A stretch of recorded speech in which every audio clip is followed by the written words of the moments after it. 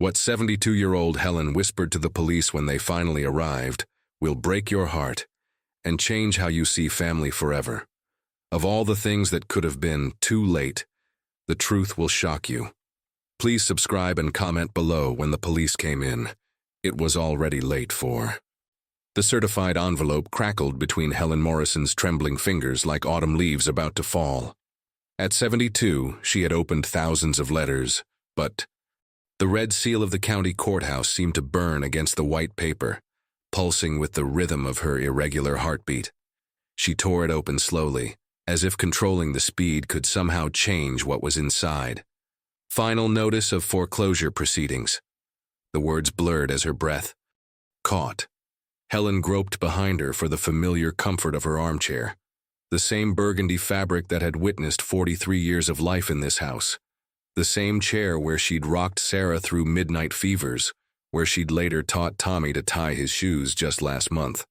The house creaked around her, a sound she'd always found comforting. Today, it sounded like a goodbye. "Grandma Helen, what's that paper?" Tommy's voice cut through the silence like a bell. 8 years old, with eyes the color of chocolate and a gap-toothed smile that could make her forget any worry. Until now. Helen's fingers instinctively twisted her wedding ring, the gold worn thin from 50 years of the same nervous habit. She quickly folded the letter, her hands shaking so badly the paper rustled. "Just some grown-up mail, sweetheart," she managed, tucking it beneath yesterday's newspaper. "How was school today?" Tommy dropped his Iron Man backpack with a thud and climbed onto the arm of her chair, their daily ritual. His small weight against her shoulder usually melted away the loneliness of her days. Today, it felt like holding on to something that was already slipping away. "Mrs. Patterson said we're starting a family hero project." His face lit up as he dug into his pocket. "Look what I drew during lunch." He unfolded a wrinkled piece of construction paper. In bright crayon colors, a stick figure with silver hair stood next to a smaller figure with a big smile. Above them, in Tommy's careful third-grade handwriting, "My Grandma Helen, my hero." Helen's throat closed. She stared at the drawing, at the house he'd drawn behind them with a rainbow arcing overhead, at the two figures holding hands. $47,000. "I told Mrs. Patterson I want to write about you because you saved me when Mommy got sick," Tommy continued, oblivious to the way Helen's hands had gone white-knuckled against the chair arms. Helen had exactly $1,047 in her checking account. That's beautiful, sweetheart," she whispered, her voice barely steady. The smell of the chocolate chip cookies she'd baked that morning still lingered in the air. Tommy's favorite, made from her mother's recipe, in the same kitchen where 3 generations of her family had gathered around the worn wooden table. Everything that made this place home was about to be lost. "Tommy," she said carefully, "you know your mom is working very hard to get better, right? To come home to us?" He nodded, but she caught the flicker of uncertainty in his eyes. At 8, Tommy understood more than most adults realized. He knew his mother's problems were complicated. He knew that promises sometimes broke. What he didn't know was that in 30 days, the bank would take the only stable home he'd known since his world fell apart. That evening, after Tommy had fallen asleep clutching his stuffed elephant, Helen sat at the kitchen table surrounded by bills and bank statements. Numbers on her calculator never changed, no matter how many times she pressed the buttons. She'd called everyone, her sister on Social Security, her brother drowning in his own debts, even Sarah's father who'd hung up the moment he heard her voice. The phone's shrill ring made her jump. "Mrs. Morrison? This is Janet from County Social Services. I need to schedule Tommy's monthly check-in visit." Helen's heart stuttered. The routine visits were part of Tommy's placement with her, but if Janet discovered Helen was losing her home, where would they place Tommy while Sarah recovered? Foster care with strangers? Some institutional facility? "Of course," Helen heard herself say. "When works for you? How about next Friday, around 2 p.m.? Helen marked the calendar with a hand that wouldn't stop shaking. Friday was 21 days before the foreclosure deadline. 21 days to find a miracle. As she hung up the phone, Helen looked around the kitchen that had fed her family for decades. Tommy's cereal bowl still sat in the sink from breakfast, a small pool of milk in the bottom. She realized something that made her stomach drop. Losing the house wasn't the worst thing that could happen. Losing Tommy would be.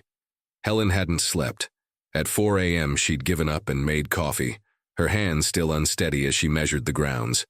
Tommy's lunchbox sat on the counter. Peanut butter sandwich cut into triangles, apple slices, granola bar. Such simple things. How many more mornings would she pack his lunch? "Grandma?" Tommy's sleepy voice drifted from the hallway. He appeared in superhero pajamas, hair sticking up impossibly, rubbing his eyes. "Couldn't sleep, sweetheart. Sometimes happens when you get to be my age." She opened her arms, pulling him into a hug she held too long. "Are you sick like Mommy was?" Tommy asked against her shoulder. Helen's heart clenched. "No, baby. Just worried about grown-up things." What kind of grown-up things? How could she explain that his security was crumbling, that his hero was about to fail him? Just boring stuff. Bills and paperwork. But Tommy's expression grew serious. "Grandma, are we poor?" The question hit like a physical blow. Why would you ask that? Jenny at school said poor people lose their houses, and yesterday you looked scared when you got that letter. His fingers twisted in her robe. "I don't want to lose our house." Helen felt tears burning. She'd tried shielding him, but children saw everything. "Come here," she said, lifting him onto the counter. "Tommy, no matter what happens, we'll be together. You are the most important thing in my world." He nodded solemnly, but new worry clouded his eyes. After Tommy left for school, Helen sat with a phone book and legal pad. Second mortgage options for seniors. Home equity loans for fixed income. Reverse mortgage consultation. Each conversation ended the same way. Income too low, debt too high, timeline too short. By noon she'd exhausted every financial option. That's when she remembered the jewelry box in her closet. Helen climbed the creaking stairs. The box sat on the highest shelf, dusty, untouched since Harold's funeral 8 years ago. Inside lay her most precious possessions, her tiny engagement ring, her mother's pearl necklace, Harold's gold watch from 30 years of company service. Altogether, maybe $10,000? 15 if lucky? Not even close to 47,000. Helen held Harold's watch to the window light. She could almost hear his voice. "Do what you have to do, Nellie. Take care of our family." "Grandma, I'm home," Tommy's voice called from downstairs. Helen quickly hid the jewelry box and went down, arranging her face into normalcy. Tommy ran to her with a paper. "Look, Mrs. Patterson loved my hero drawing. She wants me to read about you to the whole class." Helen's eyes blurred reading his essay. "My Grandma Helen is my hero because she never gives up. When my mommy got sick, Grandma Helen took me in and made me feel safe. She makes the best cookies and reads me stories every night. She is the strongest person I know. The strongest person I know." Helen sank into her chair, crushed by those words. If only Tommy knew how close his hero was to complete failure. That evening, tucking him into bed, Tommy looked up with trusting brown eyes. "Grandma, you promise we'll always be together, no matter what?" Helen smoothed his blankets, hand trembling. Lightly. "I promise I'll do everything in my power to keep us together, sweetheart." It wasn't the promise he'd asked for, but the only honest one she could give. After Tommy fell asleep, Helen sat with the foreclosure letter spread before her, Harold's jewelry box beside her. Tomorrow she would start selling pieces of her past to try saving Tommy's future. But deep down, she knew it wouldn't be enough. Helen clutched the small velvet bag against her chest as she walked down Main Street, each step feeling like a betrayal of her own history. Inside the bag lay Harold's watch, her mother's, pearls, and the tiny engagement ring that had symbolized so much hope 50 years ago. The pawn shop squatted between a laundromat and a check-cashing store, its neon sign flickering weakly in the afternoon sun. Helen had driven past this place countless times, but never imagined she'd actually walk through its doors. The bell chimed as she entered, and the musty smell of old possessions hit her immediately. Glass cases displayed other people's desperation. Wedding rings, musical instruments, power tools, all abandoned for quick cash. "Can I help you?" The clerk was younger than Tommy, with multiple piercings and kind eyes that seemed to understand the weight of what brought people here. I have some jewelry," Helen stammered, her voice barely audible. "I need to sell it." She placed the velvet bag on the counter with shaking hands, each piece emerging like a small death. Harold's watch gleamed under the harsh fluorescent lights, looking smaller somehow, less significant than it had in her bedroom. The young man examined each piece with a jeweler's loupe, his face professionally neutral. Helen watched him turn her engagement ring over in his fingers, the same ring Harold had, presented with trembling hands in her parents' living room, the same ring that had caught Tommy's fascination just last week when he'd asked about the sparkly one. "The watch is nice," the clerk said finally. "Vintage Omega. The pearls are cultured, good quality. The ring—" He paused delicately. "The diamond is quite small." Helen's cheeks burned. She knew the ring wasn't valuable. They'd been so young, so poor when Harold proposed. But it had been precious to her. "What would you offer for everything?" The number he quoted made her knees weak. $800. For 50 years of memories, for the physical representations of her greatest love story, for heirlooms she'd planned to pass to Sarah, then to Tommy someday. $800 wouldn't even cover 1 month's mortgage payment. "I'm sorry," the clerk said, genuine sympathy in his voice. "I know these pieces mean more to you than money can measure, but I can only pay what I can sell them for." Helen nodded numbly. She understood. It wasn't his fault that desperation had no monetary value. "I'll take it," she whispered. Walking home with $800 in her purse, Helen felt lighter and heavier at the same time. Lighter because the physical weight of the jewelry was gone. Heavier because she'd just sold the last tangible pieces of her life with Harold to buy herself a few more days in a house she was still going to lose. Tommy was waiting on the front porch when she arrived, swinging his legs from the wooden steps. "Where did you go, Grandma? You looked sad when you left." Helen sat beside him, pulling him close. "Just running errands, sweetheart. Mrs. Chen next door asked if we were moving," Tommy said quietly. "She said she saw you looking at papers with numbers on them." Helen's heart sank. The neighbors were already watching, already speculating. Soon the whole street would know that the Morrison house was in foreclosure. "Tommy, what would you think if we had to move somewhere new for a while?" His small body went rigid against hers. "I don't want to move. This is our house. This is where all my toys are, where Mom used to read to me." "I know, baby, I know. Grandma, are you going to give me away?" The question came out in a rush, as if he'd been holding it back for days. "What? Tommy, no. Why would you think that?" "Because that's what happens when grandparents can't take care of kids anymore. Jenny told me her cousin went to live with strangers when her grandma got too poor." Helen felt something break inside her chest.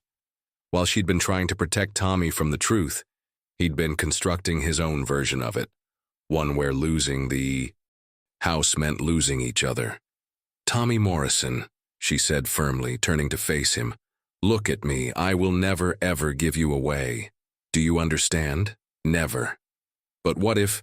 No what ifs. You are stuck with me, young man, whether you like it or not." For the first time in days, Tommy smiled. "I like it, Grandma. I like being stuck with you." That night, Helen called Sarah's rehabilitation center. "Mrs. Morrison, Sarah is doing well in the program," the counselor said. "But she's still got at least 3 more months before we'd recommend independent living." 3 months. Helen would lose the house in 3 weeks. Is there any way? Could she take Tommy back early if she had to?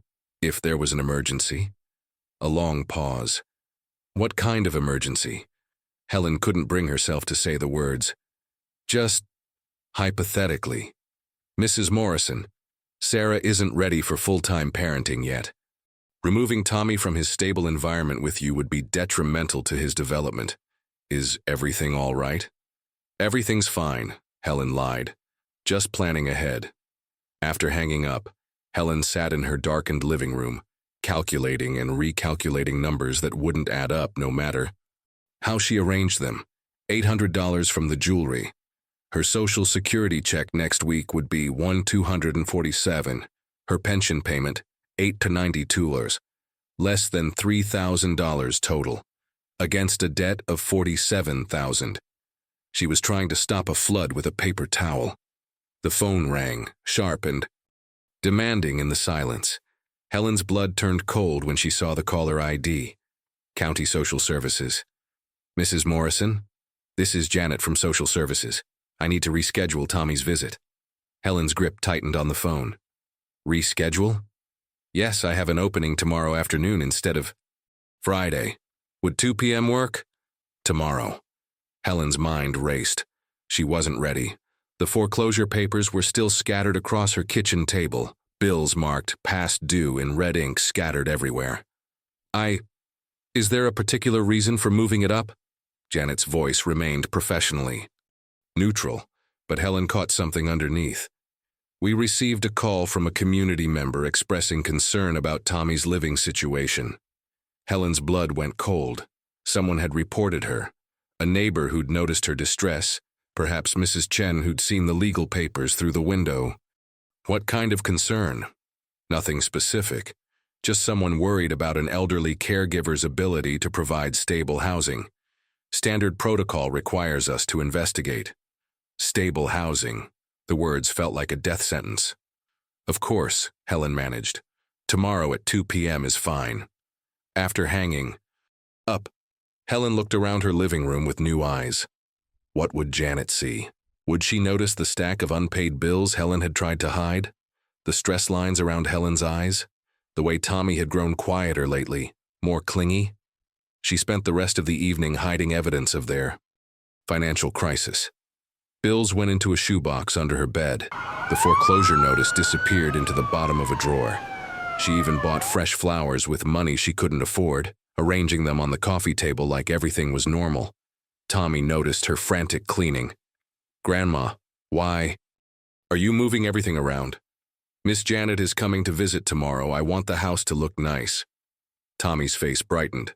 Can I show her my hero project? The one about you? Helen's heart broke a little more. Of course, sweetheart. The next afternoon, Helen watched from the window as Janet's government sedan pulled into the driveway. The social worker was younger than Helen expected, maybe 40, with kind eyes behind wire-rimmed glasses and a briefcase that looked heavy with other people's problems. Mrs. Morrison, how are you? Janet's handshake was firm, her smile genuine. And there's my favorite 8-year-old. Hi, Tommy. Tommy beamed and launched into an enthusiastic account of his school day, his latest art project, his upcoming presentation about heroes. Helen watched Janet's face carefully, looking for any sign of concern. They sat in the living room, Tommy curled up next to Helen on the couch while Janet made notes on her clipboard. Tommy seems very comfortable here, Janet observed. Happy and well-adjusted. He's a wonderful boy, Helen said, her arm tightening around his shoulders. And how are you managing, Mrs. Morrison? Is caring for an active 8-year-old tiring for you? There it was. The question Helen had been dreading. Not at all. Tommy and I are a great team, aren't we, buddy? Tommy nodded enthusiastically. Grandma makes the best breakfast and she helps me with math homework even though she says new math is weird. Janet laughed. New math is weird. I struggled with my daughter's homework too. She made another note. Mrs. Morrison, I do need to ask about your financial situation. Are you able to provide for Tommy's needs comfortably? Helen's mouth went dry. Of course. My pension and Social Security are adequate. No recent changes? No unusual expenses or financial stress? The room felt smaller suddenly. Helen could hear her own heartbeat, could feel Tommy's eyes on her face. Nothing unusual, she lied. Janet studied her for a long moment. Mrs. Morrison, if you ever face any difficulties, financial or otherwise, it's important that you let us know immediately. We have resources available, programs that can help keep families together. The words hit Helen like a lifeline thrown to a drowning woman. Programs? Emergency assistance, temporary housing support, respite care. The goal is always to maintain stability for the child. Janet's voice was gentle but firm. Pride shouldn't prevent you from asking for help when a child's welfare is involved. Helen nodded, not trusting herself to speak. After Janet left with promises to check in again soon, Tommy looked up at Helen with serious eyes. Grandma, what did she mean about programs? Helen smoothed his hair. Just boring grown-up stuff, sweetheart. But that night, after Tommy was asleep, Helen sat at her computer, the old desktop Harold had bought years ago, and typed Emergency Housing Assistance Elderly Caregivers into the search bar. Page after page of results appeared. Programs she'd never heard of, resources she'd never known existed, phone numbers for agencies designed to help families in crisis. For the first time in weeks, Helen felt something that wasn't quite hope, but wasn't complete despair either. Maybe there was still time. Maybe she didn't have to face this alone. Helen's fingers trembled as she dialed the first number on her list. It was barely 8 a.m., but she'd been awake since 4, researching emergency assistance programs online until her eyes burned. Emergency Family Services. This is Maria. My name is Helen Morrison. I'm caring for my 8-year-old grandson and we're facing eviction.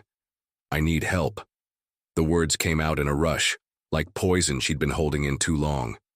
I'm so sorry you're going through this, Helen. Let me transfer you to our housing specialist. Please hold. While waiting, Helen watched Tommy eat his cereal, completely unaware that his grandmother was finally swallowing her pride to save their home. This is David Chen. I understand you're facing housing issues. Helen explained her situation. The medical bills, the foreclosure notice, the 20-day deadline. David listened without judgment, asking practical questions about income, expenses, and Tommy's custody arrangement. Helen, you qualify for our Emergency Housing Preservation Program. We can provide up to $15,000 in emergency assistance for mortgage payments. Helen's heart leaped. $15,000? It's not enough to cover your full debt, but it could buy you time to negotiate with the bank. Have you contacted them about a payment plan? Helen admitted she'd been too ashamed to call the mortgage company. The thought of begging for more time had felt too much like admitting defeat. Here's what we're going to do, David said. I'll email you an application for emergency assistance. Fill it out today and fax it back. Meanwhile, call your mortgage company immediately. Tell them you've applied for assistance and ask about loan modification options. After hanging up, Helen felt lighter than she had in weeks. $15,000 wouldn't solve everything, but it was more than the $800 she'd gotten for her jewelry. It was hope. Tommy looked up from his cereal. You look happy, Grandma. Did something good happen? Maybe, sweetheart, maybe. Something very good. At 9 a.m. sharp, Helen called First National Bank. After 20 minutes of being transferred between departments, she finally reached someone who could help. Mrs. Morrison, I see your account here. You're significantly behind on payments. I know, but I've applied for emergency assistance that could provide $15,000.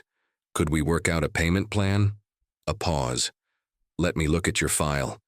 I see you've been a customer for 43 years, with no previous late payments until this year. That's right. The medical bills from my heart surgery depleted my savings. Mrs. Morrison, given your long history with us and your circumstances, I can offer a 6-month forbearance.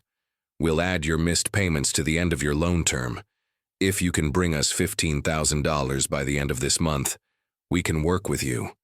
Helen almost cried with relief. Yes, I can do that. Can do. When Tommy came home from school, he found Helen in the kitchen actually humming while she cooked dinner. Grandma, you're singing. You haven't done that in forever. Helen pulled him into a hug. I had a very good day, Tommy. A very good day indeed. That evening, Helen filled out forms, gathered financial documents, and wrote a detailed letter explaining their situation. For the first time in weeks, she went to bed feeling like maybe, just maybe, they were going to be okay. But at 11 p.m., her phone rang.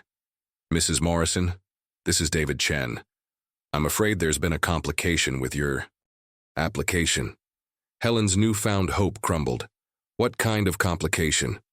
The funding for our emergency housing preservation program was exhausted yesterday. We received an unusually high number of applications this month. I'm so sorry. The words hit Helen like physical blows. But you said I qualified? You do qualify, but there's no money left in this fiscal year. The next funding cycle begins in October. October, 4 months away. Her foreclosure deadline was in 18 days. Is there anything else? Any other programs? David's voice was full of genuine regret. I'll keep looking, Helen, and I'll put you on the priority list for October funding. But I have to be honest. For your timeline, options are very limited. After hanging up, Helen sat in the darkness of her living room, surrounded by the paperwork that had promised salvation just hours ago. She'd come, so close. For a few precious hours, she'd believed that speaking up, asking for help would be enough to save them. But sometimes, even when you find the courage to ask for help, the help simply isn't there. Helen was washing dishes when the phone rang Tuesday morning. She almost didn't answer, too. Many calls lately had brought bad news, but seeing Pine Valley Rehabilitation Center on the caller ID made her grab the receiver immediately. "Mom?" Sarah's voice sounded different. Clearer somehow, stronger than it had been in months. "Sarah, sweetheart, how are you?" "I'm good, Mom, really good. Dr. Martinez says I'm making excellent progress." A pause. "Mom, is everything okay? You sound tired." Helen closed her eyes. Even in recovery, Sarah could read her mother's moods through the phone. "Just the usual. You know how it is." "Mom, don't do that. Don't protect me. I'm getting better, but I can't get better if you're lying to me about important things." The conviction in Sarah's voice surprised Helen. This wasn't the broken, desperate woman who'd entered rehab 6 months ago. "Sarah, Mom, I know about the house." Helen's knees went weak. She sank into a kitchen chair. "What do you mean?" "I called to talk to Tommy yesterday, but he wasn't home from school yet. Mrs. Chen next door answered your phone. She thought I knew about the foreclosure." Sarah's voice wavered slightly. "Mom, why didn't you tell me?" Helen stared at the ceiling, fighting tears. "You're in treatment. You need to focus on getting well, not worry about—" "Stop." Sarah's voice was firm. "Mom, you raised me to take responsibility for my mistakes. Tommy is my son. This crisis exists because of my problems, my medical bills from the overdose, my inability to work. You shouldn't have to face this alone. But you're not ready." "I'm not ready to take Tommy back full time, but I am ready to help solve this problem." Sarah took a deep breath. "Mom, I want to sign over my rights to the house to you." Helen frowned, confused. "What do you mean?" "When Dad died, he left the house to both of us. Remember? My name is still on the deed. I can legally sell my half to pay toward the debt." Helen had completely forgotten. After Harold's death, the lawyer had explained that Sarah, as their only child, inherited a 50% stake in the house. But Sarah had been in such bad shape then, the detail had gotten lost in grief and crisis. "But Sarah, that's your inheritance, your security." "My security is my family being safe. Mom, I destroyed so much when I was using. Let me fix this one thing. Let me help save Tommy's home." That afternoon, Sarah's lawyer called with details. Sarah's half of the house was worth approximately $52,000, more than enough to satisfy the mortgage debt and give them a fresh start. "There's just one complication," the lawyer explained. "We'll need a property appraisal, which takes time, and Sarah will need to appear in person to sign the transfer documents." "How long?" Helen asked. 2 weeks minimum, maybe 3. Helen's heart sank. The foreclosure deadline was in 16 days. Can we get an extension from the bank? I'll try. But Mrs. Morrison, banks don't like to wait, even for legitimate solutions. When Tommy came home from school, he found Helen on the phone with the mortgage company again. Please, she was saying. My daughter is signing over her half of the property to pay the debt. We just need a few more weeks for the legal paperwork. Tommy watched his grandmother's face fall as she listened to the response. I understand. Yes, I'll try to expedite everything, thank you. She hung up and sat heavily at the kitchen table. What did they say, Grandma? Helen looked at Tommy's worried face and made a decision. No more lies. No more trying to protect him from the truth he was already living. Tommy, sit down. We need to talk. She explained everything. The medical bills, the foreclosure, the deadline, and now Sarah's plan to save them. Tommy listened with the serious expression he got when trying to understand adult problems. So, Mommy is trying to help us keep the house? Yes, but it might take longer. Then the bank wants to wait.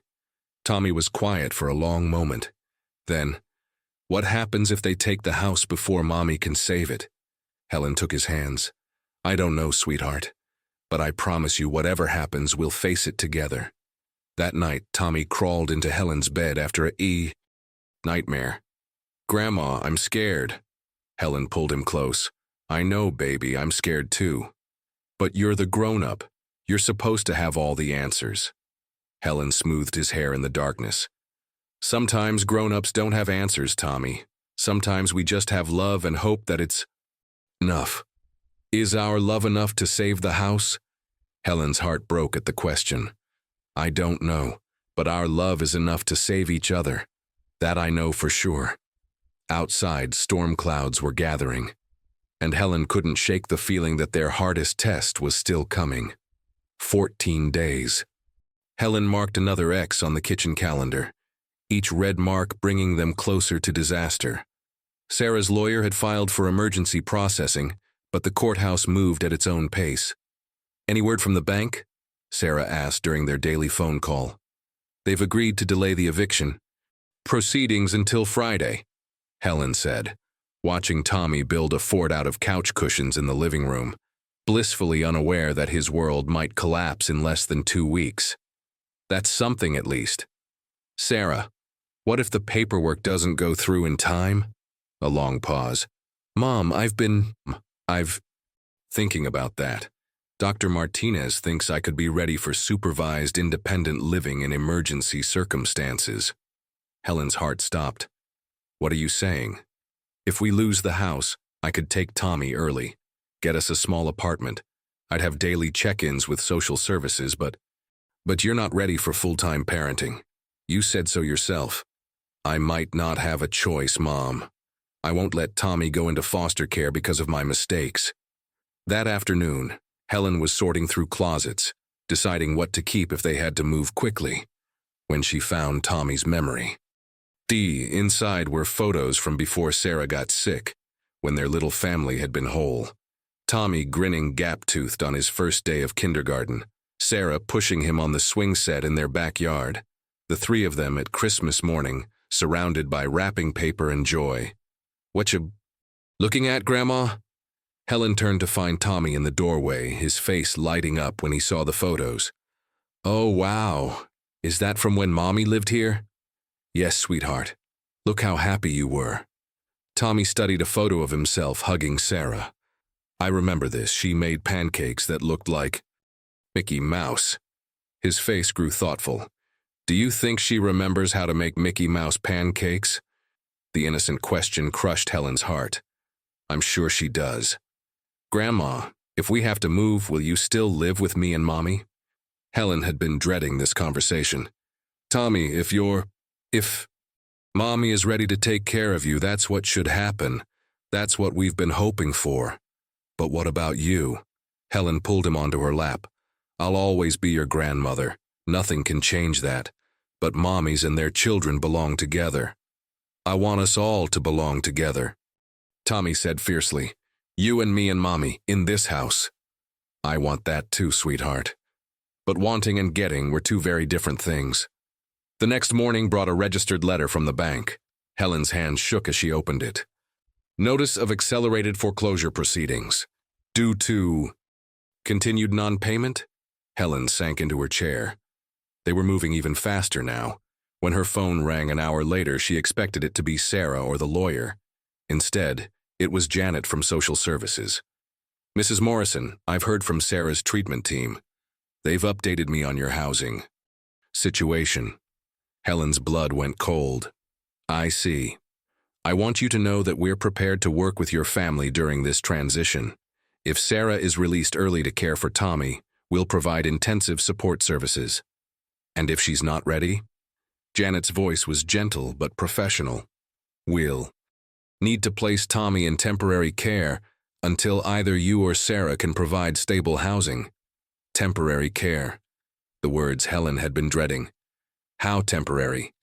That would depend on how quickly you can resolve your housing situation. After hanging up, Helen sat at her kitchen table and did what she hadn't done since Harold's funeral 8 years ago. She prayed, not for miracles or divine intervention, but for strength, for wisdom, for the courage to do whatever was best for Tommy, even if it broke her heart. That evening, Tommy helped her cook dinner, his favorite spaghetti and meatballs. As they worked side by side, Helen tried to memorize everything. The way he hummed while stirring the sauce, how he stood on his tiptoes to reach the spice cabinet, the concentration on his face as he carefully measured ingredients. "Grandma, you're staring at me," Tommy said, giggling. "Just thinking about how much you've grown this year." "I grew 3 inches. Mommy's gonna be so surprised when she sees me." Helen's throat tightened. Yes, she will be. That night, as she tucked Tommy into bed, he looked up at her with serious eyes. "Grandma, whatever happens, I want you to know something." "What's that, sweetheart?" "You're still my hero, even if you can't save the house, even if we have to move. You're still the best grandma in the whole world." Helen kissed his forehead, her tears falling silently onto his pillow. "You're the best grandson in the whole world, too." 10 days left, and Helen still didn't know if love would be enough. 7 days remained when Helen woke to find Tommy burning with fever. His small body shook with chills despite the blanket she piled on top of him. "My throat hurts, Grandma," he whispered, his voice barely audible. Helen pressed her lips to his forehead, definitely over 102 degrees. She called his pediatrician's office, but they couldn't see him until afternoon. "We need to go to urgent care," Helen decided, bundling Tommy in her warmest coat. The waiting room was crowded with other sick children and worried parents. Helen held Tommy close, his fevered head heavy against her shoulder, and tried not to think about the timing of this crisis. 7 days before eviction, and now this. "Tommy Morrison?" A nurse called their name after 2 hours of waiting.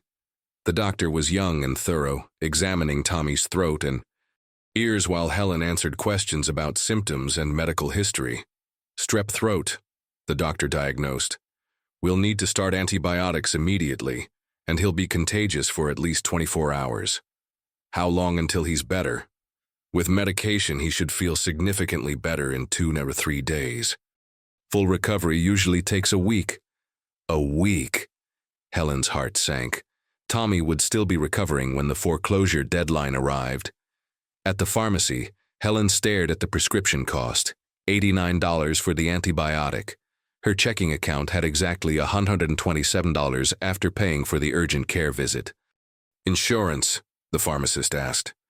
"He's covered under his mother's Medicaid," Helen said, handing over the card. "I'm sorry, but the system shows this card is inactive. Would you like to call to verify?" Helen's hands shook as she dialed Sarah's caseworker. After 10 minutes on hold, she got the devastating news. "I'm sorry, Mrs. Morrison. When Tommy moved in with you, his mother's benefits were automatically reviewed. Since she's in residential treatment with no dependents at home, his coverage was terminated." Helen stared at the phone. "But he's still her son. He still needs medical care. You'll need to apply for him as your dependent, but that process takes 4 to 6 weeks. Helen hung up and looked at the prescription in her hands. Without the antibiotic, Tommy would stay sick much longer. With it, she'd have $38 to last until her next Social Security check in 2 weeks. She paid for the medicine. That afternoon, while Tommy slept fitfully, Helen called Sarah's rehabilitation center. "Mom, how is he?" Sarah's voice was tight with worry. "Strep throat. He'll be fine with medication and rest." Helen didn't mention the insurance problem or the $89 that had nearly emptied her. "Count. Mom, I need to tell you something. Dr. Martinez called an emergency evaluation meeting. Given Tommy's illness and our housing crisis, they're considering releasing me early." Helen's heart pounded. "How early?" "This weekend, day after tomorrow." "But are you ready?" Sarah's voice was quiet. "I don't know. But Mom, I can't let my son become homeless because I'm scared to try." That evening, Tommy's fever spiked to 104. Helen called the pediatrician's emergency line, and the nurse instructed her to bring him to the hospital immediately. The emergency room was a nightmare of waiting and worry. Helen held Tommy's burning hand while IV fluids dripped into his small arm, fighting the medication that would bring his fever down. "Is there someone I can call for you?" asked the nurse, a kind woman about Sarah's age. "Another family member?" Helen almost laughed. Another family member? Sarah was in rehab. Tommy's father had never been in the picture. Her sister lived 3 states away on disability payments that barely covered her own expenses. "It's just us," Helen said simply. At 2 a.m., Tommy's fever finally broke. He opened clear eyes and asked for water, the eye. First coherent thing he'd said all day. "Grandma, where are we?" "The hospital, sweetheart. You were very sick, but you're better now." "Are you okay? You look scared." Helen smoothed his damp hair. "I was worried about you, but you're going to be fine." The doctor cleared them to go home at dawn. Helen drove through empty streets, Tommy sleeping in the back seat, and felt the weight of everything crashing down on her. 5 days until foreclosure. $38 in her account, a grandson just recovered from strep throat, and a daughter about to leave treatment early to take responsibility she might not be ready for. When they got home, Helen tucked Tommy into his own bed and sat in her chair with a cup of coffee, watching the sun rise over the neighborhood she was about to lose. Her phone rang at 8 a.m. "Mrs. Morrison, this is Janet from Social Services. I heard Tommy was in the emergency room. I need to schedule an immediate home visit to assess the situation." Helen closed her eyes. "When?" "This afternoon, 2 p.m. The walls were closing in from every direction, and Helen was running out of ways to protect the little boy who meant more to her than life itself. Helen spent the morning making Tommy's bed with fresh sheets, tidying the house, and trying to present a picture of stability for Janet's visit. Tommy was still weak from his illness, but insisted on helping. "I want to show Miss Janet my hero project," he said, carefully arranging his school papers on the coffee table. "Maybe she'll understand why I need to stay with you." Helen's heart broke at his innocent faith that a school project could solve their problems. At exactly 2 p.m., Janet arrived with a manila folder thick with paperwork. She examined Tommy carefully, checking his temperature and asking about his symptoms. "He seems much better," she observed. "You handled the crisis well, Mrs. Morrison. He's a strong boy." Janet made notes, then sat across from Helen with a serious expression. "I'll be direct. I know about the foreclosure deadline. I know Sarah might be released early. And I know you spent most of your remaining money on Tommy's medical care yesterday." Helen stared at her. "How do you—" "The hospital social worker called. She was concerned about an elderly caregiver with limited resources managing a medical emergency alone." Janet's voice was gentle. "Mrs. Morrison, I'm not here to punish you. I'm here to help find the best solution for Tommy." Tommy looked between the two women, sensing the weight of the conversation. "What are my options?" Helen asked quietly. "Sarah could be released into supervised independent living this weekend. She'd get a modest apartment, intensive support services, and gradual transition back to full parenting. Tommy would live with her. And if she's not ready, Tommy would go into temporary foster care until either you or Sarah can provide stable housing. Helen felt the room spinning. For how long? That's impossible to predict. Weeks, possibly months. Tommy's small voice cut through their adult conversation. I don't want to live with strangers. Janet turned to him with professional kindness. Tommy, sometimes families need help for a little while. Foster parents are good people who take care of children when their own families are figuring things out. But I don't want to figure things out with strangers. I want to figure it out with Grandma and Mommy. Janet looked at Helen meaningfully. That's what we're trying to arrange, sweetheart. After Janet left, Helen called Sarah immediately. Mom, how did the visit go? Tommy might have to go into foster care if you're not released. Helen's voice broke on the words. Sarah was quiet for a long moment. Then I'm coming home. But if you're not ready. Mom, listen to me. I've been clean for 6 months. I've learned coping strategies. I've been to therapy. I've faced my demons. Am I perfect? No. Am I ready to be the mother Tommy deserves? I don't know. But I'm ready to try because the alternative is unacceptable. That evening, Helen sat Tommy down for the hardest conversation of her life. Tommy, your mommy is coming home this weekend. His face lit up. Really? She's all better? She's much better, and she wants to take care of you herself. That's good, right? Tommy's expression grew uncertain. You look sad, Grandma. Helen took his hands. It's very good. Mommies and little boys belong together. But Tommy, when your mom comes home, you'll probably move to a new place, just you and her. The words hung in the air like a death sentence. What about you? Tommy's voice was very small. I'll visit all the time, and you can call me every day. But your mom needs to learn how to take care of you by herself. Tommy was quiet for a long time. Then, will you be lonely? The question shattered Helen's composure. A little bit, but I'll be happy knowing you're safe and loved. I don't want you to be lonely. Helen pulled him into her arms. Oh, sweetheart, being able to love you has been the greatest gift of my life. Even when we can't live together, that love doesn't go anywhere. That night, Helen began packing Tommy's belongings. Each toy, each piece of clothing, each drawing stuck to the refrigerator felt like saying goodbye to pieces of her heart. She found herself holding his favorite stuffed elephant, the one he'd slept with every night since coming to live with her. Would he remember, years from now, that his grandmother had read him bedtime stories and made him Mickey Mouse pancakes and loved him with every fiber of her being? Saturday morning arrived with shocking speed. In 48 hours, everything would change forever. Helen stood at the kitchen window, watching for the rehabilitation center's van, while Tommy bounced excitedly on his toes beside her. 6 months of separation were about to end, but Helen's heart felt heavy instead of hopeful. There, that's the van. Tommy pressed his face to the glass as the white vehicle pulled into their driveway. Helen watched her daughter emerge, thinner than before, but with clear eyes and steady movements.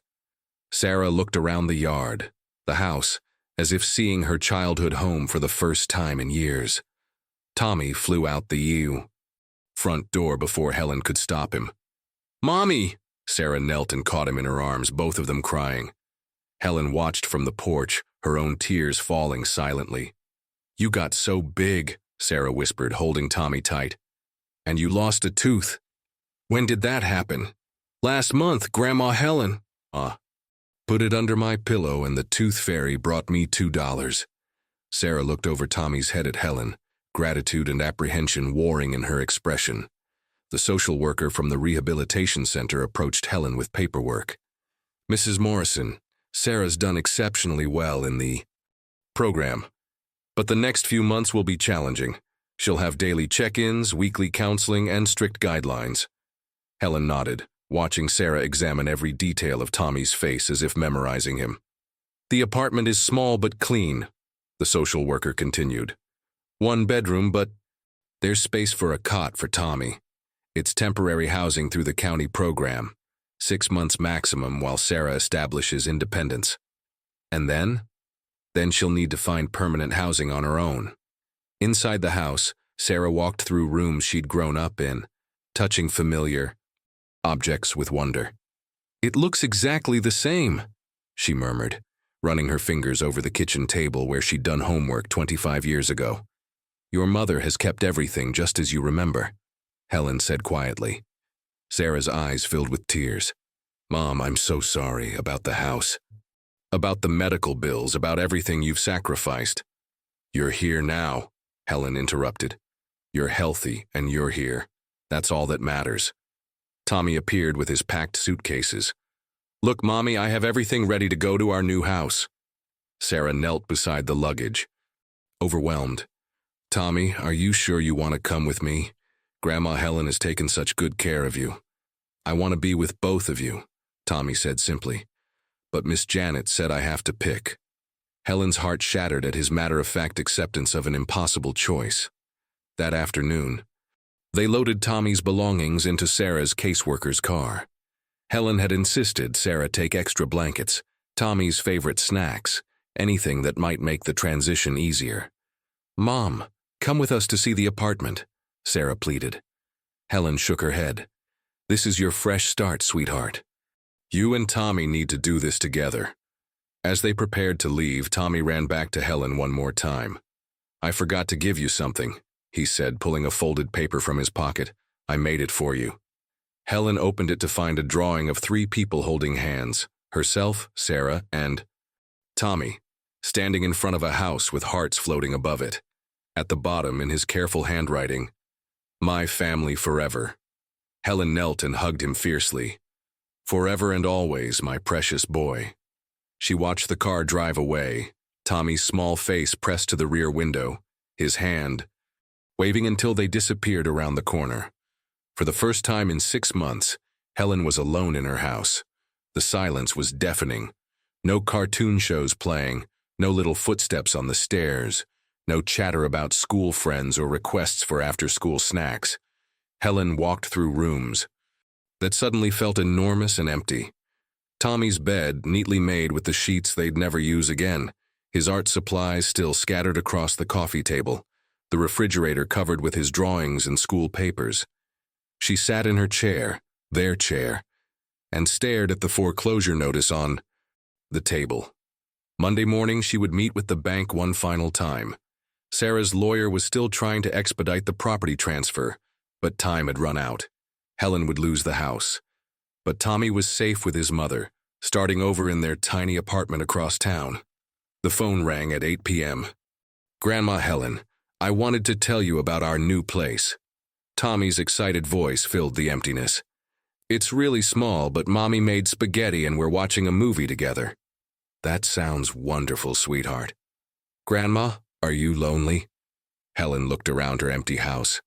"A little bit. But I'm happy you're with your mommy." Tomorrow after church, when the police came in, it was already late for